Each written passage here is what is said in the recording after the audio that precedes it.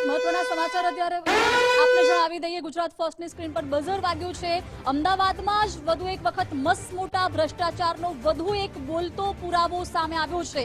અસલાલીમાં નવો બ્રિજ હજુ તો લોકાર્પણ થાય તે પહેલા જ શું તૂટ્યું છે? એક જ વરસાદમાં નિર્માણાધીન બ્રિજને ભારે માત્રામાં નુકસાન પહોંચ્યું છે। હજુ આ બ્રિજનું લોકાર્પણ પણ નથી કરવામાં આવ્યું તે પહેલા જ આ બ્રિજમાં જે પ્રકારે ભંગાણ જોવા મળ્યું છે, તૂટેલી હાલતમાં બ્રિજ દેખાઈ રહ્યો છે।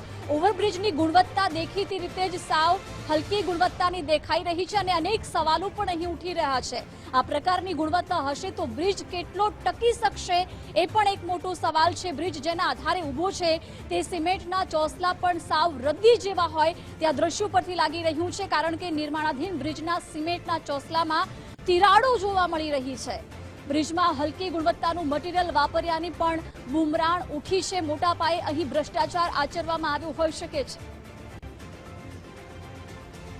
વિગતો સાથે સંવાદદાતા રાહુલ ત્રિવેદી જોડાઈ ગયા છે। રાહુલ, અસલાલીનો બ્રિજ કે હજુ લોકાર્પણ થાય તે પહેલા જ તેમાં તિરાડો જોવા મળી રહી છે અને હવે ભ્રષ્ટાચારના પણ અનેક સવાલો અહીં ઉઠી રહ્યા છે, શું વિગતો છે?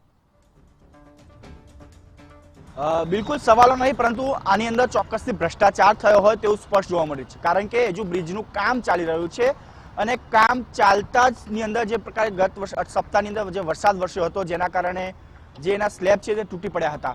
હાલ સ્લેબ તો તૂટ્યા, પરંતુ જે સ્લેબ બ્રિજના બંને બાજુ એટલે કે જ્યાં સપોર્ટ માટે જે તૈયાર કરવામાં આવતા હોય છે તે એ બ્રિજના સ્લેબ છે પણ એ પણ ખરાબ એટલે કે જે પ્રકારનું કોન્ક્રીટ અંદર જરૂરિયાત હોય એ પ્રકારનો ઉપયોગ કરવો જોઈએ તે કરવામાં નથી આવ્યો। સાથે સાથે જે સ્લેબનું લેવલિંગ હોવું જોઈએ તે લેવલિંગ પણ જોવા નથી મળતું, એટલે કે ક્યાંક ને ક્યાંક આની અંદર ઘોર બેદરકારી અને ગંભીરતા જે છે એ દાખવ્યા વિના જે આ બ્રિજ આખો બનાવવામાં આવ્યો છે। હાલ સીધા દ્રશ્યો જે પ્રકારે કેમેરામાં પણ જોઈ શકાય છે કે આ બ્રિજ જે કેવા પ્રકારનું મટીરિયલ વાપરવામાં આવ્યું છે, કારણ કે હાથથી ઉખાડી શકાય છે। આ જે પ્રકારના દ્રશ્યો જોઈ શકાય છે કે હાથથી ઉખાડી શકાય તે પ્રકારનું મટીરિયલ આની અંદર વાપરવામાં આવ્યું। આ બ્રિજની મજબૂતાઈ હોવી જોઈએ, કારણ કે આ બ્રિજ કોઈ ગુજરાત સરકારનો કે ઓડાદ કે મહાનગરપાલિકા દ્વારા નહીં, પરંતુ નેશનલ હાઈવે ઓથોરિટી દ્વારા 50 કરોડથી પણ વધારે માતબર રકમથી જે છે આ બ્રિજ તૈયાર કરવામાં આવી રહ્યો છે। આ 6 લાઇનનો જે બ્રિજ છે એ એક ખાનગી કંપની જે છે એપેક્સ કંપની છે તેને આ બ્રિજનું કામ આપવામાં આવ્યું છે અને આ બ્રિજ જે છે અમદાવાદથી બરોડાને જોડતો એટલે કે જો વાયા ખેડા નડિયાદ આણંદનો જે નેશનલ હાઈવે છે તેને જોડતો આ બ્રિજ જે છે એ અસલાલી ગામની બહાર જે આ ઓવરબ્રિજ જે છે બનાવવામાં આવી રહ્યો હતો અને ભારે વરસાદને કારણે આ જે સ્લેબ છે ઉપરથી જે આખા સ્લેબ છે તૂટીને નીચે પડ્યા હતા અને ત્યારબાદ આખું જે એનું સ્ટ્રક્ચર છે, બાંધકામ છે, એની આખી પોલ જે છે ખુલી ગઈ હતી। તમામ સ્લેબ છે, માત્ર એક સ્લેબની વાત નથી કરવામાં આવતી, તમામ સ્લેબ આ સ્લેબની જોશું તો 1, 2, 3 અને 4 એટલે કે ચારે ચાર ખૂણે જે છે એ બેદરકારી સામે આવી છે, કારણ કે જે પ્રકારનું બાંધકામ અને જે પ્રકારનું મટીરિયલનો ઉપયોગ કરવામાં આવ્યો છે ચોક્કસથી ભ્રષ્ટાચાર આ બ્રિજની અંદર ચોક્કસથી થયેલો છે।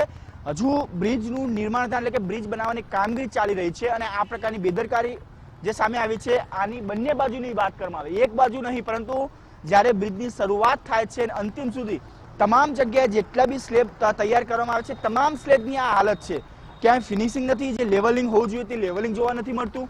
આગળ પાછળ બ્રિજ એટલે કે જે પ્રકારનું સપોર્ટ હોવો જોઈએ તે પ્રકારનો સપોર્ટ પણ જોવા નથી મળતો। આ સ્લેબની જો સીધી રીતે વાત કરવામાં આવે તો આ સ્લેબની જો વાત કરવામાં આવે તો આ સ્લેબ ને આ સ્લેબ વચ્ચે અંદર અંદાજિત 2 થી 3 ઇંચ વચ્ચે એટલે કે બે સ્લેબ વચ્ચે એક સ્લેબ 3 ઇંચ અંદર અને બીજો સ્લેબ 3 ઇંચ બહાર એટલે કે જે લેવલિંગ હોવું જોઈએ તે પણ લેવલિંગ જોવા નથી મળતું। એટલે કે ચોક્કસથી આ નેશનલ હાઈવે ઓથોરિટી દ્વારા જે બ્રિજનું નિર્માણ કરવામાં આવેલું છે તે ઘોર બેદરકારી છે। બીજી બાજુનો આગળનો જે સ્લેબ છે એ બતાવવાનો પ્રયત્ન કરીશ કે આ ગમે ત્યારે અત્યારે હાલ જોઈ શકાય છે ગમે ત્યારે આ સ્લેબ પણ તૂટી શકે છે, એટલે કે આ સ્લેબ કેટલો બહાર અંદાજિત 3 ઇંચ જેટલો આ પણ સપોર્ટ જે છે એ બહાર આવી ચૂક્યો છે। એટલે કે બેદરકારી ખૂબ ગંભીર છે, બેદરકારી કોન્ટ્રાક્ટરની છે, બેદરકારી કંપનીની છે, બેદરકારી નેશનલ હાઈવે ઓથોરિટીની, કારણ કે જ્યારે બી કામગીરી ચાલતી હોય ત્યારે જે જવાબદાર અધિકારી હોય તેને ચોક્કસથી આની ચકાસણી કરવી જોઈએ, ગુણવત્તાપૂર્વક જેનો માલ ઉપયોગ કરવામાં આવ્યો છે કે નહીં તેની ચકાસણી કરવી જોઈએ, પરંતુ ક્યાંય આ ચોક્કસથી ચકાસણી કરવામાં નથી આવી, જેના કારણે આ બેદરકારી દાખવવામાં આવી છે। આ તો કહી શકાય કે રાહતની બાબત એ છે કે આ બ્રિજનું નિર્માણ થઈ રહ્યું હતું ત્યારે આ બ્રિજ આ તૂટ્યો છે, પરંતુ જ્યારે આનું લોકાર્પણ થઈ ગયું હોત ત્યારબાદ જો આ ગંભીર બેદરકારી સામે આવી હોત તો મોટી દુર્ઘટના આ બ્રિજની અંદર ઘટી શકે છે। નેશનલ હાઈવે ઓથોરિટી દ્વારા આ બ્રિજનું નિર્માણ જે છે એ એપેક્સ નામની કોઈ કંપની છે જે માત્ર ગુજરાત નહીં પરંતુ દેશના અન્ય 8 રાજ્યોની અંદર આ બ્રિજ જે છે એ બનાવવાનું કામ કરતી હોય છે. સ્ટેટ હાઈવે હોય, નેશનલ હાઈવે હોય, રેલવેના ઓવરબ્રિજ હોય, તમામ બ્રિજનું જે કામ છે આ કંપનીને સોંપવામાં આવતું હોય છે. અને આ જ કંપનીએ જે છે બેદરકારી દાખવી છે, જેના કારણે આ બ્રિજ એક સપ્તાહ પહેલા જ્યારે ભારે વરસાદ લશ્કોર તાલુકામાં વરસ્યો હતો ત્યારે આનો સ્લેબ જે છે તૂટી પડ્યો હતો અને ત્યારબાદ આ બ્રિજની અંદર જે કૌભાંડ કરવામાં, જે ભ્રષ્ટાચાર સામે આવ્યો છે, જેના કારણે હાલ સ્લેબના જે મટીરિયલ છે તે ક્યાંક ને ક્યાંક હાથમાંથી પણ ઉખાડી શકાય તે પ્રકારનું છે. મોટી દુર્ઘટના ઘટી છે તે પ્રકારની છે.